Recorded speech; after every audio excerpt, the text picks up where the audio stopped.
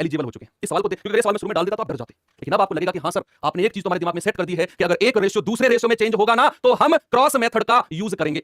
हम cross method, ये वही तो हो रहा है देखो, लेकिन इसमें थोड़ा सा बुद्धि का प्रयोग करना है। उसने कहा परीक्षा में पास हुए और फेल हुए छात्रों का रेशियो कितना है, 25 और 4। ये पास और फेल का है बच्चे, थोड़ा सा मैं कह रहा हूं, थोड़ा सा सोचना, जल्दबाजी मत करना, जल्दबाजी में कभी कुछ और कर जाओ तुम।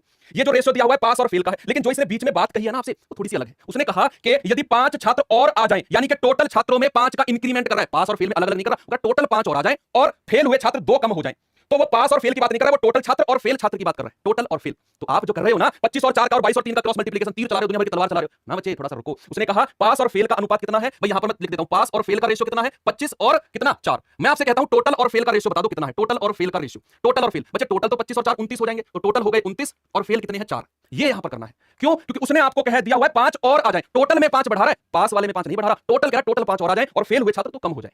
तो अनुपात पास और फेल का कितना होगा, पास और फेल का 22 3। तो बच्चे यहां से टोटल और फेल का मैं पूछूं तो टोटल तो 22 और 3 25 है, और फेल कितना है 3। तो टोटल और फेल का रेशियो लेना है दोनों जगह, क्योंकि वो जो बढ़ा रहा है जो घटा रहा है ना वो टोटल में और फेल में। तो यहां पर बड़ा प्यारा सवाल बन जाता है। तो आप क्रॉस मेथड लगा दो भैया, जो रेशियो 29 अनुपात 4 का है, 29 रेशियो 4 का है, नया रेशियो टोटल फेल का कितना बन गया 25 अनुपात 3, 25 रेशियो 3। ऐसा क्या हुआ? उसने कहा कि 5 छात्र आ जाए, प्लस हो रहे हैं, ऐड हो रहे हैं 5 छात्र, तो प्लस का 5 कर दो, और 2 छात्र कम जो फेल छात्र हैं उनमें 2 की कमी आ गई, उनमें 2 की कमी आ गई तो माइनस का 2 यहां पर करो। देखो अब तो आप इस सवाल को कर लोगे। आपको कंफ्यूजन है कि सर एक बार और बता दो ये 29 और 4 क्यों लिया और कैसे लिया? सुना, मैं आपको बताता हूं। उसने सवाल में दिया हुआ है परीक्षा में पास और फेल का रेशियो दिया हुआ है, किसका? कि एक कक्षा में, एक परीक्षा में पास कितने लोग हैं और फेल कितने लोग हैं, पास कितने फेल कितने। लेकिन मैंने आपसे कहा एक रेशियो दूसरे में बदलता है तो क्रॉस मेथड का यूज करते हैं, क्रॉस मेथड का।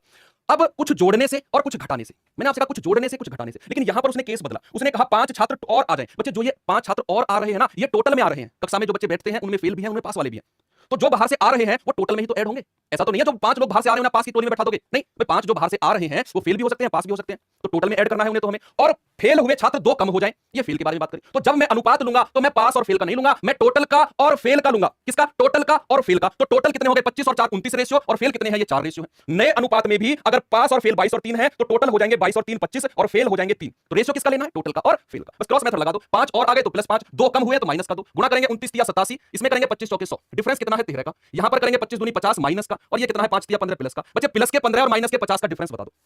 प्लस के 15 और माइनस के 50 का डिफरेंस कमेंट में दिख नहीं रहा मुझे। प्लस के 15 और माइनस के 50 का डिफरेंस कितना होता है? प्लस और माइनस का डिफरेंस, अब बढ़िए स्पीड, डिफरेंस 15 और 50 को जोड़ दो, डिफरेंस बनता है 65।